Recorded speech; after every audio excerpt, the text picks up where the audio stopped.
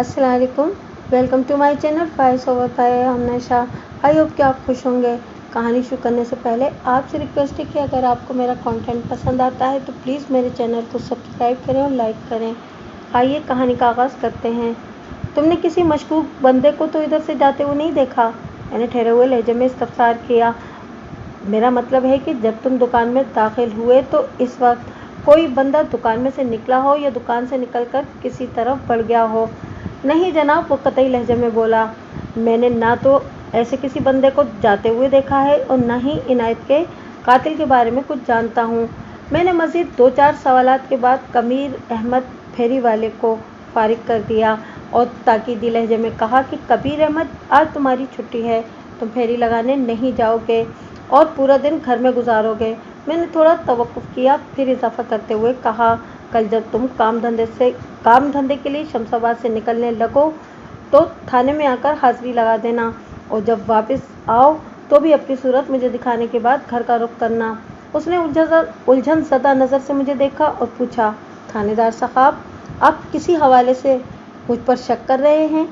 हाँ, मैंने सोच में डूबे हुए लहजे में कहा। शक नहीं, इसे तुम मेरी एहतियात समझ लो। बहरहाल इस केस में तुम एक अहम गवाह हो। केस? उसकी उलझन दो चंद हो गई।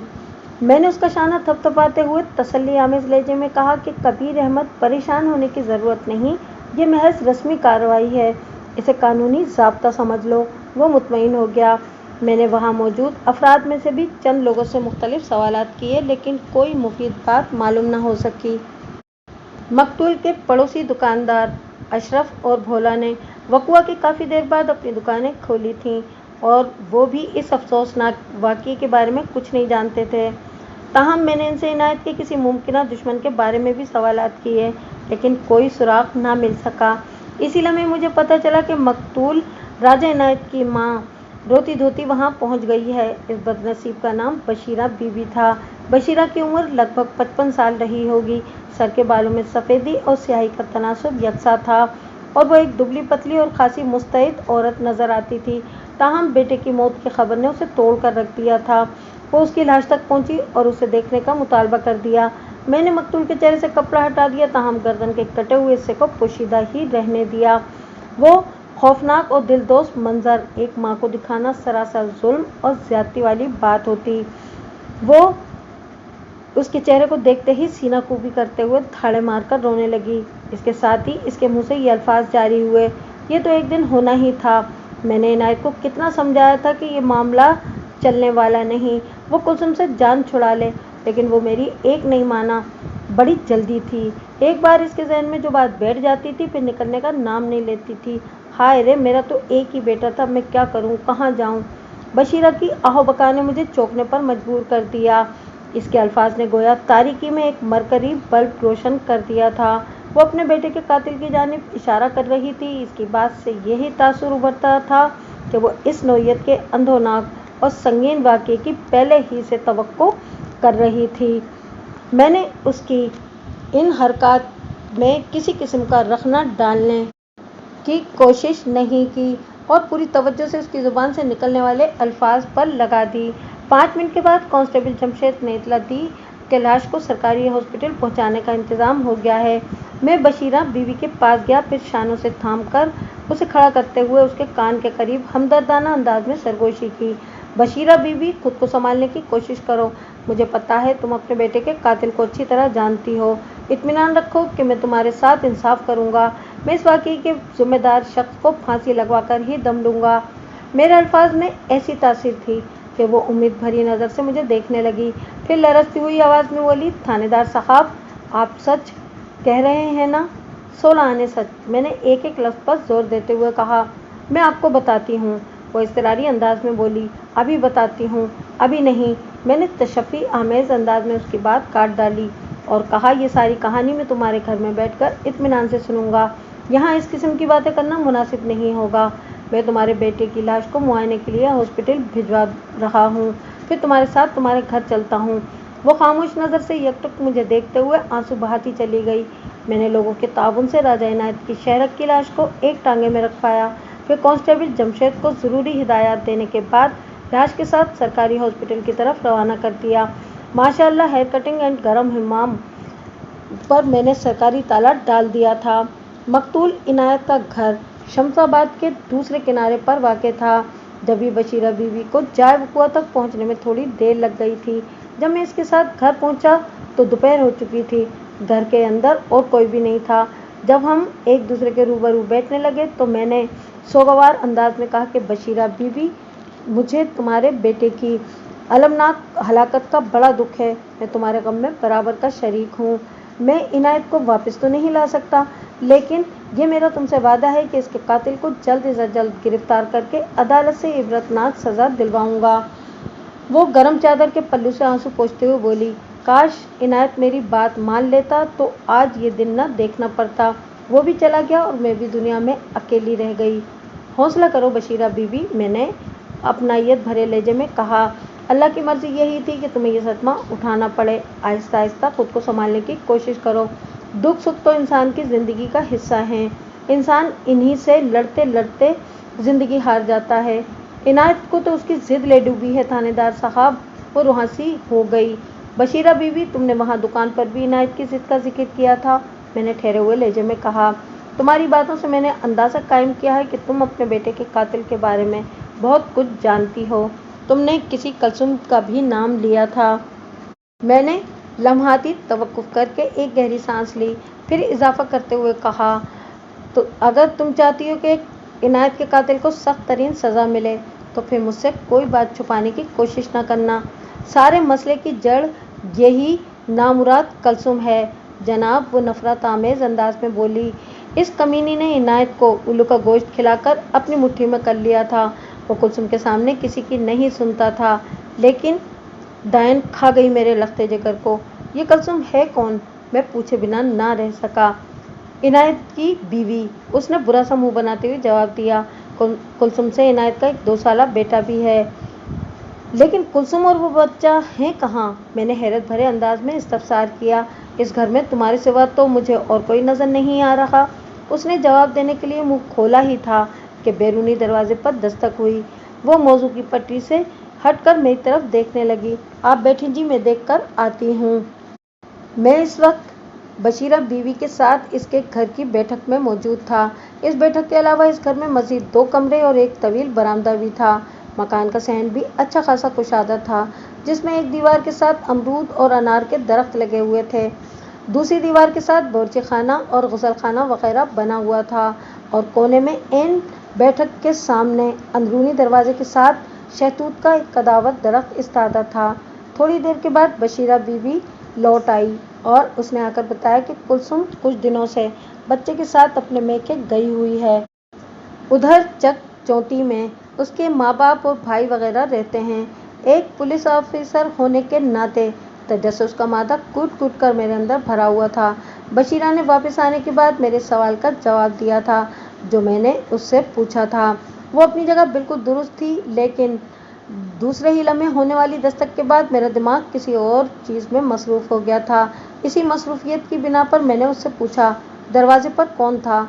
महल्ले की औरतें हैं जनाब, उसने बताया। इनायत की मौत पर अफसोस करने आई हैं। मैंने इन्हें बरामदे में बिठाया है और कहा है कि मैं थानेदार साहब को बयान देकर अभी आती हूँ।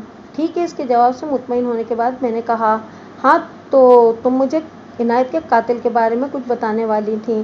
तुमने उधर दुकान पर कुलसुम के हवाले से भी कोई एक ऐसी बात की थी। तुमने कहा था कि ये तो एक दिन होना ही था। अगर इनायत कुलसुम से जान छुड़ा लेता तो ये दिन ना देखता। मैंने लम्हाती तवक्कुफ करके एक गहरी सांस ली, फिर इजाफा करते हुए कहा, और अभी थोड़ी देर पहले भी तुमने कुलसुम के लिए डायन का लफ्ज़ इस्तेमाल किया है।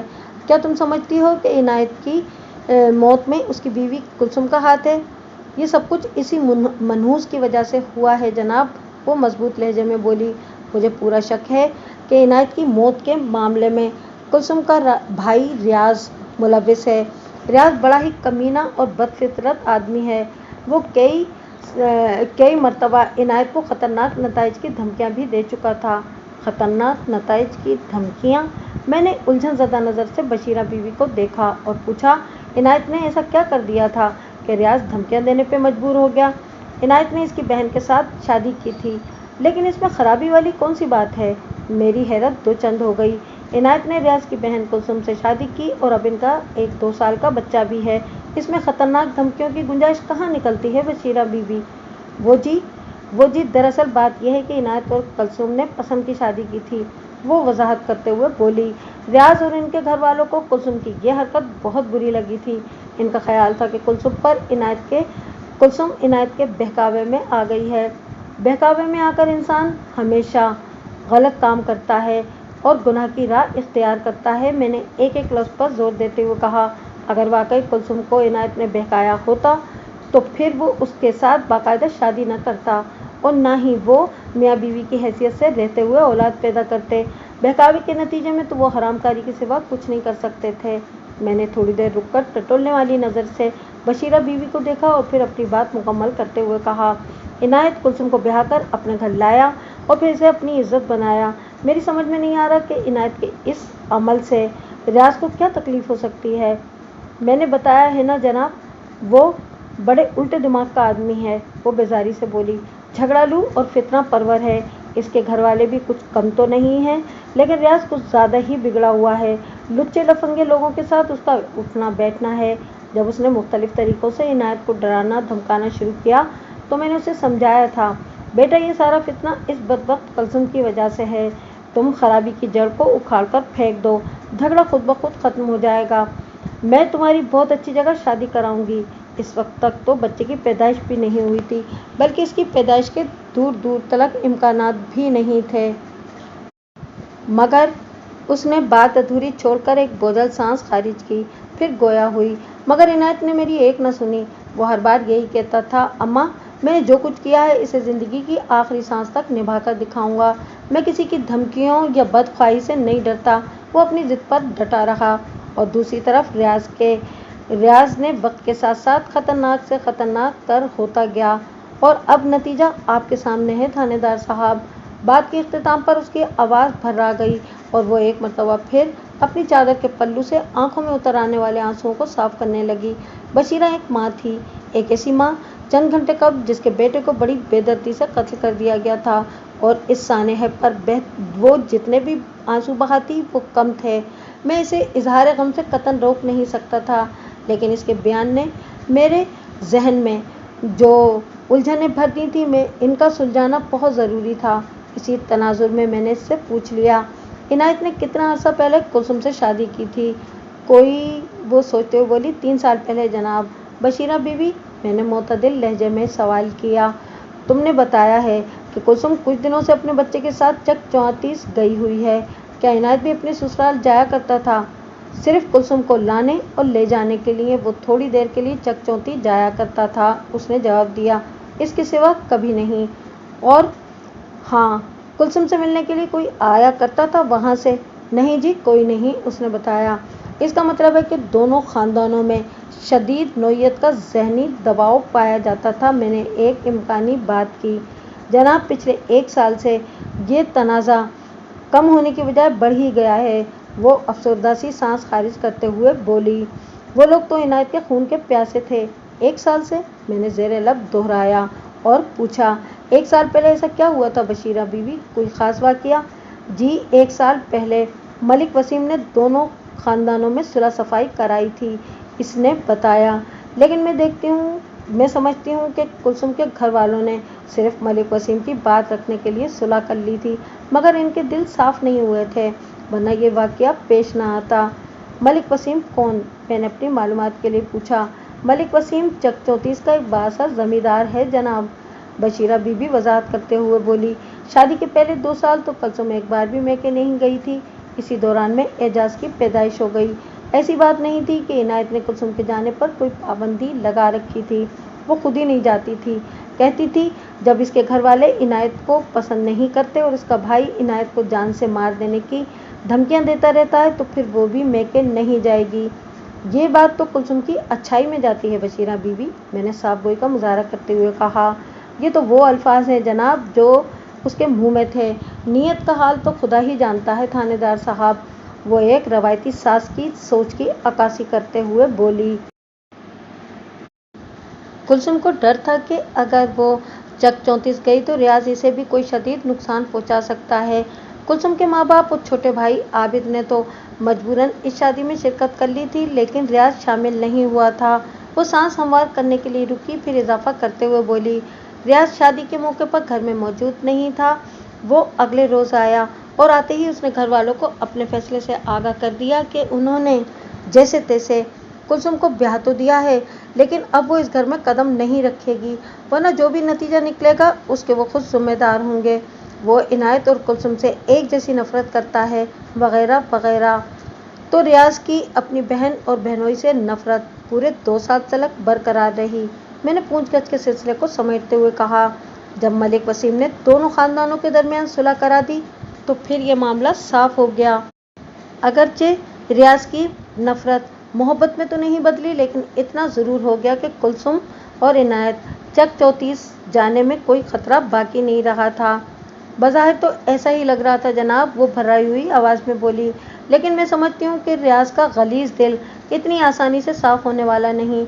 वो मलिक वसीम की वजह से जालिमाना बातें करने से तो बाज आ गया था, लेकिन इसके मन का कीना और बुग़्ज़ उसे आराम और सुकून से बैठने नहीं देता था। उसने बड़े सोचे समझे मंसूबे के तहत मौका पाकर आज अपने दिल की भड़ास निकाल ली है। अल्लाह गारत करे इस शैतान को। मेरी बद्दुआ है कि वो कुत्ते की मौत मरे। तो तुम्हें पूरा यकीन है कि इनायत की मौत में रियाज के सिवा किसी और का हाथ नहीं हो सकता? मैंने उसकी आंखों में देखते हुए सवाल किया। मेरा दिल कहता है कि इनायत का कातिल वही है, वो पूरे तयक्कुन से बोली। तुम्हारे पास इस दावे का कोई ठोस सबूत भी है? मैंने पूछा। सबसे बड़ा सबूत मेरे दिल की आवाज़ है थानेदार साहब। इस नाजुक मौके पर मैंने बशीरा बीवी के दिल की आवाज़ को दबाने की कोशिश नहीं की और तसल्ली भरे लहजे में कहा, तुम बेफिक्र हो जाओ, मैं रियाज को थाने बुलाकर उससे कड़ी पूछगछ करूंगा। अगर वो इनायत के कत्ल में किसी भी तौर पर मुलव्विस पाया गया तो सज़ा से नहीं बच सकेगा। तुम्हारे साथ इंसाफ होगा बशीरा बीबी। मेरी इस तशफ़ी ने इसे बड़ी हद तक मुतमईन कर दिया। हाथ की पुश्त से वो अपनी आंखों को साफ करते हुए बोली, इसका अंदाज सवालिया था। थानेदार साहब, इनायत की लाश हॉस्पिटल से कब तक आएगी? कल दोपहर तक, मैंने मोहतात अंदाजे के मुताबिक जवाब दिया। वो लोग उसकी चीड़-फाड़ तो नहीं करेंगे ना? मकतूल के मासूम दिल वर्सा की जानिब से ये बड़ा नाजुक सवाल होता है, जिसके जवाब में इन्हें झूठी तसल्ली नहीं दी जा सकती। लिहाजा मैंने निहायत ही ठहरे हुए लहजे में कहा, लाश को पोस्टमार्टम के लिए अस्पताल भिजवाया जाता है तो इसके पीछे मकतूल ही की भलाई छुपी होती है। मुख्तलिफ टेस्ट लेकर टेस्ट के लिए इसे चीर-फाड़ करना बहुत ज़रूरी होता है। इन टेस्ट से जो नताइज बरामद होते हैं वो कातिल तक पहुंचने में हमारी बहुत मदद करते हैं। मैंने इसीलिए इनायत की लाश और आलाए कत्ल को सरकारी अस्पताल भिजवाया है कि जल्द से जल्द तुम्हारे बेटे के कातिल को कानून की गिरफ्त में ला सकूं। इसकी आंखों में मुझे इत्मीनान झलकता नजर आया। एक लम्हे के तवक्कुफ से उसने पूछा, थानेदार साहब, सरकारी अस्पताल वाले तो आपको टेस्ट वगैरह की रिपोर्ट कल दोपहर में देंगे, क्या आप वो रिपोर्ट मिलने के बाद रियाज को गिरफ्तार कर लेंगे? रियाज की गिरफ्तारी के लिए मुझे किसी रिपोर्ट के इंतज़ार की ज़रूरत नहीं। मैंने उसके जज्बात की तर्जुमानी करते हुए मजबूत लहजे में कहा, मैं अभी थाने जा रहा हूँ। तुम समझ लो कि आज का सूरज गुरूब होने से पहले रियाज हवालात में होगा। ये आपने की है ना असली थानेदारों वाली बात। वो बड़ी गहरी नज़र से मुझे देखते हुए बोली, जब मेरा बेटा जिंदा नहीं तो इस शैतान रियाज को भी जेल ही में पड़ा होना चाहिए। बल्कि मैं तो कहती हूँ कि जितनी भी जल्दी मुमकिन हो रियाज को फांसी पर लटका देना चाहिए। बशीरा बीवी के दिल में रियाज के लिए सिवाय नफरत के और कुछ भी नहीं था। मैं नहीं जानता था कि रियाज कितना बुरा इंसान है। मुझे ये भी यकीन नहीं था कि इसी ने इनायत को कत्ल किया है, लेकिन मकतूल की मां ने इस पर अपने मजबूत शक का इजहार किया था। बाल्फाज़ दीगर रियाज को अपने बेटे का कातिल गिरदानते हुए इसके खिलाफ रिपोर्ट दर्ज कराई थी, लिहाजा रियाज की गिरफ्तारी लाजिम ठहरती थी। मैं बशीरा बीवी को तसल्ली दिलासा देकर इसके घर से निकल आया। थाने में एक और हंगामा मेरा मुंतज़िर था। मैंने मेन बाजार की तरफ आने से पहले कांस्टेबल शहजाद को मौजा नूरपुर रवाना किया था ताकि वो हफीज़, मुश्ताक अहमद, नाजिम और इफ्तिखार बाजवा नामी इन चारों जमींदारों को थाने ले आए। इनसे मैं गुमशुदा नज़ीर जट के बारे में पूछगछ करना चाहता था। मैं बशीरा बीवी से निमटने के बाद जब थाने पहुंचा तो पता चला शहजाद सिर्फ नाजिम अली को अपने साथ लेकर आया है, और वो भी एक बुरी खबर के हमरा। मैं अपनी सीट पर आकर बैठा तो एएसआई आसिफ मेरे कमरे में चला आया। मेरे इस्तफसार पर उसने बताया कि मलिक साहब, गुमशुदा नज़ीर जट की तलाश का मामला शुरू होने से पहले ही ख़त्म हो गया है। क्या मतलब? मैंने चौंक कर उसकी तरफ देखा। जनाब, नज़ीर जट की लाश मिल गई है, एएसआई ने जवाब दिया, और वो भी बड़ी शर्मनाक हालत में। आसिफ, ये तुम क्या कह रहे हो? मेरी हैरत से चंद हो गई। मैं बिल्कुल ठीक कह रहा हूँ मलिक साहब, वो गहरी संजीदगी से असबात में सर हिलाते हुए बोला। नज़ीर जट की लाश नाजिम अली के खेतों के अंदर पड़ी मिली है, इसीलिए सिर्फ नाजिम अली ही को थाने बुलाया है। मेरा मतलब है कि थाने लाया गया है। लाश को सबसे पहले नाजिम अली ने देखा था। नज़ीर जट कमाद के खेतों के अंदर अलिफ नंगा मुर्दा हालत में पड़ा हुआ था। जनाब, मैंने मौके पर जाकर इब्तिदाई कार्रवाई कर दी है, लेकिन नज़ीर जट की लाश अभी तक उधर खेतों ही में पड़ी है, आपके मुआयने के लिए। वो लम्हे भर को रुका, फिर इजाफा करते हुए बोला, आपको फौरी तौर पर इसलिए इतला नहीं दी गई कि आप अभी एक इंतहाई ज़रूरी मामला निपटाने गए हुए थे। मैंने सोचा आप वापस आएंगे तो सब बता दूंगा। तुमने बिल्कुल ठीक सोचा था आसिफ, मैंने गंभीर लहजे में कहा।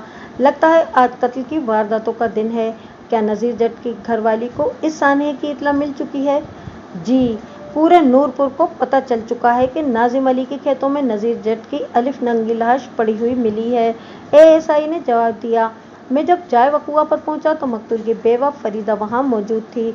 नाजिम अली ने चारा बांधने वाली एक चादर खाली करके चादर नज़ीर जट की लाश के ऊपर डाल दी थी ताकि इसकी बरहनगी को छुपाया जा सके। फरीदा की हालत बहुत बुरी है जनाब, मैंने बड़ी मुश्किल से उसको घर जाने पर मजबूर किया था। क्या वकुए पर इस वक्त अमले का कोई बंदा मौजूद है? मैंने पूछा। एएसआई ने उस बात में गर्दन हिलाई और बताया कि मैं थाने से निकलते वक्त अपने साथ कांस्टेबल सरफराज को ले गया था। इसे मैं इधर खेतों ही में लाश की निगरानी के लिए छोड़ आया हूँ। वेरी गुड, मैंने सराहने वाले अंदाज में कहा। फिर पूछा, नज़ीर जट को किस तरह कत्ल किया गया है? गोली मारकर, खंजर घोंपकर, या? नहीं जनाब, वो मेरी बात पूरी होने से पहले ही बोल उठा। मलिक साहब, मैंने बड़ी तवज्जो से नज़ीर जट की लाश का मुआयना किया है। मेरे अंदाजे के मुताबिक गर्दन तोड़कर इसे मौत के घाट उतारा गया है। पूरे बदन पर किसी जख्म या चोट का निशान मौजूद नहीं, लेकिन गर्दन के अकबी हिस्से में मखसूस किस्म की सूजन नजर आई है और गर्दन की हड्डी भी एक तरफ को ढलकी हुई दिखाई देती है। साफ महसूस होता है कि किसी ताकतवर सफाक शख्स ने नज़ीर जट की गर्दन को अपने बाजू की गिरफ्त में जकड़कर एक खतरनाक झटका दिया है और इस बदनसीब की गर्दन का मनका टूट गया है। लेकिन एक बात मेरी समझ में नहीं आई मलिक साहब, वो बोला, सवालिया नज़र से मुझे देखकर बोला।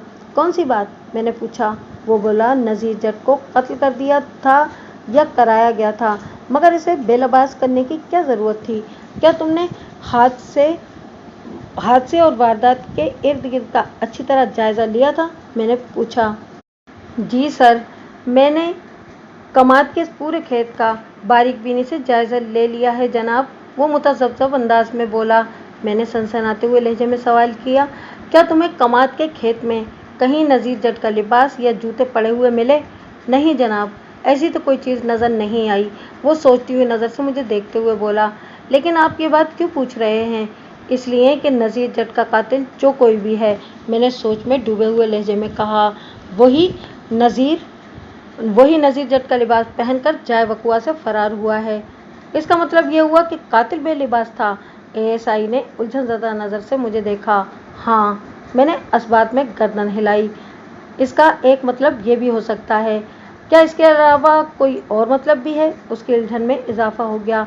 मैंने अपनी सोच के मुताबिक वजाहत करते हुए कहा, पहली बात तो ये है कि कातिल के पास लिबास नहीं था, उसने लिबास के हुसूल की खातिर नज़ीर जट को कत्ल किया है और इसका लिबास पहनकर जाय वकुआ से चलता बना।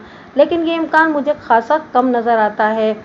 मैंने लम्हाती तवक्कुफ किया, एक गहरी सांस ली और फिर सिलसिला कलाम को आगे बढ़ाते हुए कहा, दूसरी सूरत ये बनती है कि कातिल अपने लिबास से छुटकारा हासिल करना चाहता था, इसलिए इसने नज़ीर जट को कत्ल किया और उसका लिबास पहना, अपने लिबास को बगल में दबाया और खामोशी से किसी जानिब निकल गया। दोनों सूरतों में नज़ीर जट का कत्ल महज लिबास के हुसूल की खातिर किया गया है। एएसआई ने उलझन ज़दा अंदाज में कहा, मलिक साहब, क्या इससे ये नहीं साबित होता कि कातिल के साथ कोई इमरजेंसी लगी हुई थी? तुम्हारा अंदाज़ा बिल्कुल दुरुस्त है आसिफ, میں نے تائیدی انداز میں کہا۔ یہ واردات قتل کی ہے، کسی دشمنی کا نتیجہ نہیں۔ تم اسے ایک افسوسناک واقعہ کہہ سکتے ہو۔ نذیر جٹ کی بدقسمتی کہ وہ اتفاق سے ایک ایسے آدمی سے ٹکرا گیا کہ جسے صرف اپنی سلامتی کی پرواہ تھی۔ وہ خود کو بچانے کے لیے کچھ بھی کر سکتا تھا، اور اس نے کر کے بھی دکھایا۔ یہ کون ہو سکتا ہے ملک صاحب؟ آصف نے سرسراتے ہوئے لہجے میں پوچھا۔ آؤ دیکھتے ہیں۔ میں کرسی چھوڑ کر کھڑا ہو گیا۔ میں پہلے لاش کا جائزہ لے کر اسے پوسٹ مارٹم کے لیے اسپتال بھیج دوں، پھر اس معاملے پر سر جوڑ کر بیٹھیں گے اور اس کے ساتھ ہی دوسرے معاملے پر بھی بات کریں گے، راجہ عنایت کے قتل کا معاملہ۔ ASI کے چہرے پر فکر مندی کی لکیریں نمودار ہوئیں۔ پے در پہ قتل کی 2 وارداتیں سر پر آن پڑی تھیں۔ یہ فکر مندی اور پریشانی والی بات تو تھی ہی۔ آصف نے اسی پریشانی کے ساتھ مجھ سے کہا، ناظم علی تو باہر بیٹھا ہے ملک صاحب، اس سے کوئی پوچھ گچھ کرنا ہے یا اسے گھر میں واپس بھیج دیا جائے؟ ناظم علی سے بات ہوگی مگر لاش کے معائنے کے بعد، میں نے دو ٹوک انداز میں کہا۔ اسے بھی ساتھ لے چلو، ادھر کھیتوں ہی میں سے پوچھ گچھ کر لوں گا۔ اوکے ملک صاحب، وہ فکر مندی سے بولا۔ ASI آصف کی تحقیق بالکل درست تھی۔ نذیر جٹ کی لاش گردن توڑ کر اسے موت کے گھاٹ اتارا گیا تھا۔ اس کی لاش کو دیکھتے ہی مجھے اندازہ ہو گیا کہ اسے زندگی کی قید سے آزاد ہوئے کم از کم 18-19 گھنٹے گزر چکے تھے، یعنی اس قاتلانہ واردات کا وقت گزشتہ روز شام کے بعد یا فوراً بعد طے کیا جا سکتا تھا۔ اس کے جسم پر مجھے کسی تشدد یا عمومی چوٹ کا کوئی نشان نظر نہیں آیا۔ موقع کی ضروری کارروائی ASI نمٹا چکا تھا۔ رہی سہی کسر میں نے پوری کر دی اور پہلی فرصت میں نذیر جٹ کی لاش کو خالی چارپائی پر چادر میں لپیٹ کر پوسٹ مارٹم کے لیے سرکاری ہاسپٹل پہنچانے کی غرض سے روانہ کر دیا۔ اس لاش کے ساتھ کانسٹیبل سرفراز گیا تھا۔ چند گھنٹے پہلے بھی میرے تھانے کی حدود سے کانسٹیبل جمشید کی معیت میں راجہ عنایت کی لاش کو ہاسپٹل پہنچایا گیا تھا۔ اسپتال کا عملہ اور ڈاکٹرز بھی حیران ہوں گے کہ میرے علاقے میں اچانک یہ کیا ہونے لگا ہے۔ نذیر جٹ کی لاش کو اسپتال بھجوانے کے بعد میں نے زمیندار ناظم علی کو پکڑ لیا۔ ناظم علی نے اپنے کھیتوں میں لاش کو دریافت کیا تھا، لہٰذا اس کا بیان ضروری تھا۔ اگر نورپور گاؤں سے باہر نکل کر شمس آباد کی طرف بڑھیں تو دونوں گاؤں کے درمیان کھیتوں کا سلسلہ پھیلا دکھائی دیتا تھا۔ جن 4 زمینداروں سے مقتول نذیر جٹ کی الیگ سلیگ تھی، ان کی زمینیں کچھ اس ترتیب سے پڑتی تھیں۔ گاؤں سے نکلے تو چند کھیت چھوڑ کر ناظم علی کی اراضی تھی، اس کے بعد افتخار باجوہ کے کھیت تھے، افتخار کے بعد مقتول کا نمبر آتا تھا۔ نذیر جٹ کی زمین کے بعد علل ترتیب مشتاق احمد اور مہر حفیظ کی زمین تھی۔ گویا نذیر جٹ کی زمین ان چاروں کے درمیان واقع تھی۔ اس اعتبار سے یہ زمیندار مقتول کے